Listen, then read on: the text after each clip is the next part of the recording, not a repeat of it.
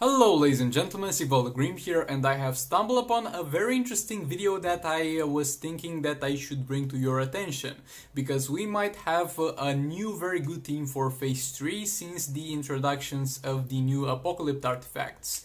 And I think it's an amazing concept to see what themes and what scenarios people are able to come up with in order to make use of those new things that we were given to play with the Ingest 2 mobile. And today we are going to be looking at a team of Silver Banshee, Predator, Batman, and Dr. Fate used in Phase 3 and performing amazingly. And yes, you heard that right, used in Phase 3. So with all that being said, this video will be divided into sections. First of all, we will talk about the Apokolips artifact that it is used. Then we will take a look at the fight and talk about it, and that is going to basically be it. So like this video if you like it, dislike it if you dislike it, comment down below for any questions that you might have. Maybe hit that subscribe button, and maybe hit that real subscribe button, which is the bell button, to get notified for every single upload. And with all that being said, let's get into it.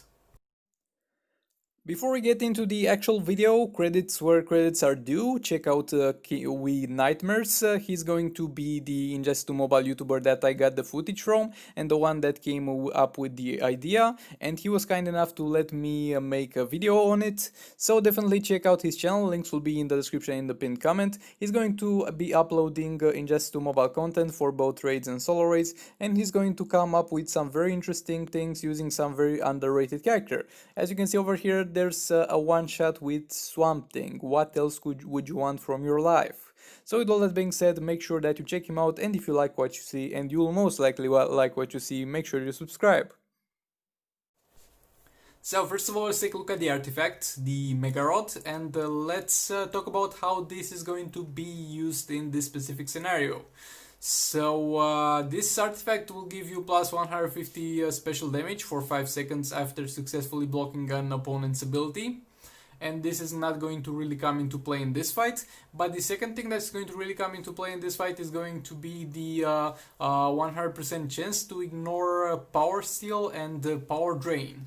And if Power Steal and Power Drain are ignored, transfer 80% of the power reserves for your team and drain the opponent for that same amount.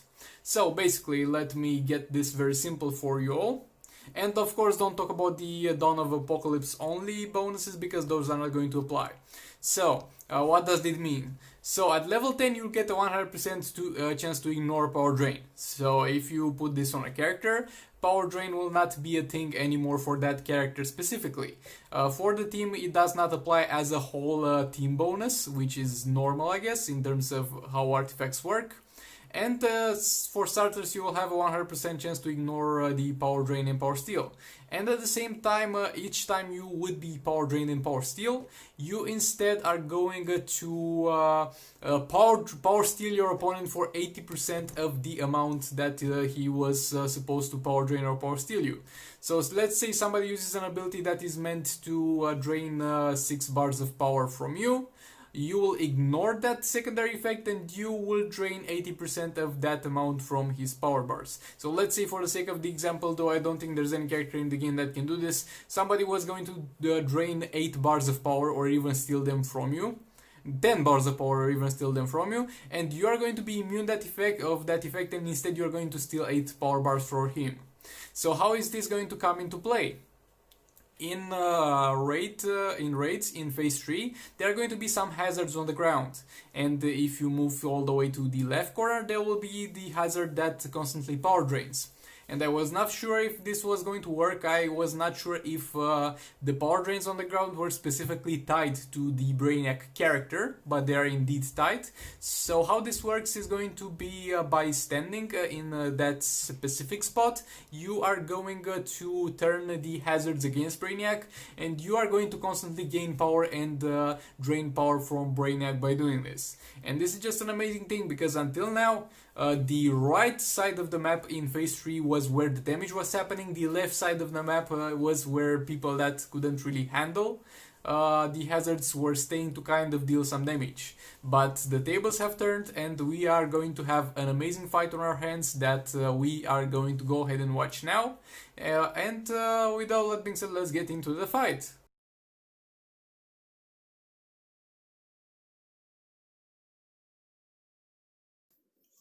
Now taking a look at the fight, this fight will use the exact same strategy that is used against Dr. Fate with Silver Banshee. I have a full guide on that, I'll link that in the description, but I'll still talk about some of it over here. But the only difference over here is that it's going to obviously be in phase 3, and the artifact is going to be on Predator Batman, and you can see that he is already gaining power just by staying in that power drain hazard that is supposed to drain him power. Over here, he used Silver Banshee, special tree, then another special one for Predator Batman. And the very interesting thing is that you do this straight tagging in the Predator Batman special one and then straight into Silver Banshee. Normally, you could do this against Dr. Fate after minute 1. You would have a much harder time building up the power towards this point, usually. But over here, there is no problem like that because you'll be gaining a lot of power by just staying in that hazard. So that problem with this specific team is going to be removed, and this is going to have such a big damage potential. And the only trade-off that you're going to have to submit to by doing this is the fact that you need to be a little bit careful when it comes to his stat changes, his class changes, and your Silver Banshee will not be as safe as she is when fighting Dr. Fate, because Brainiac, unlike Dr. Fate, does also have some ranged attacks. But most of the times Brainiac is not going to have enough power to be able to do anything, so it seems like a pretty safe strategy. And the only thing that you need to do basically is stay in the corner, just swipe back a lot, wait for Brainiac to get in range, then use special one with Predator Batman, maybe do some combo and tag in Silver Banshee. The important part is for Silver Banshee to survive and for Silver Banshee to not stay much in the fight, because she will have the All Blades, because she will need to be dealing damage in this fight. So because of that fact, she will be very squishy, very susceptible to getting murdered by Brainiac, and you'll be needing to be very careful while using her. And this is a very interesting strategy because of the fact that this is going to have much more potential. Like, so far we have seen people that are pulling off 30 million or above 30 million when it comes to fighting Dr. Fate. But just imagine how high this strategy could go in terms of damage, because of the fact that people that are fighting Dr. Fate will still need to tag in and out more and maybe tag Power Girl Dr. Fate in, because they will have those problems with the power generation in the first part of the fight before the 1 minute trademark. So this means that this team has the potential to deal even more damage than the Dr. Fate team, and this team is going to be most likely one of the best teams in Phase 3. Of course, you are required to have the artifact, and most people will not have that to start with, but in the future, as more and more people will get to have the new artifacts and the Mega Rod, I think this will be one of the standard teams for Phase 3 easily. Because of how efficient this is going to be, and this is going to be basically peak performance of Silver Banshee. Like, everything that we have seen so far is nothing compared to this, just because of the power generation that you're going to get on top of not getting power drained.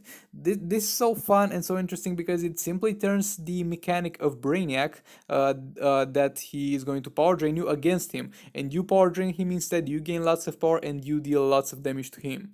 So overall, it's going to be a very interesting tactic, and it's going to be even more interesting seeing what other teams are going to be able to utilize this.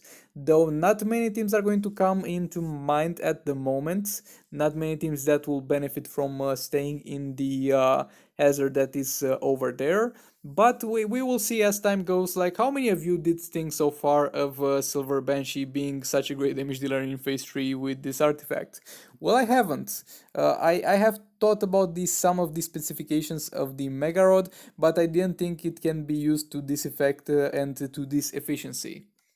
So with all that being said, this is what I had to show you and what I wanted to talk about with you. Will be very interesting to see more teams like this and more interesting strategies and raids that will develop over the new artifacts that are going to be available to more and more people hopefully in the future.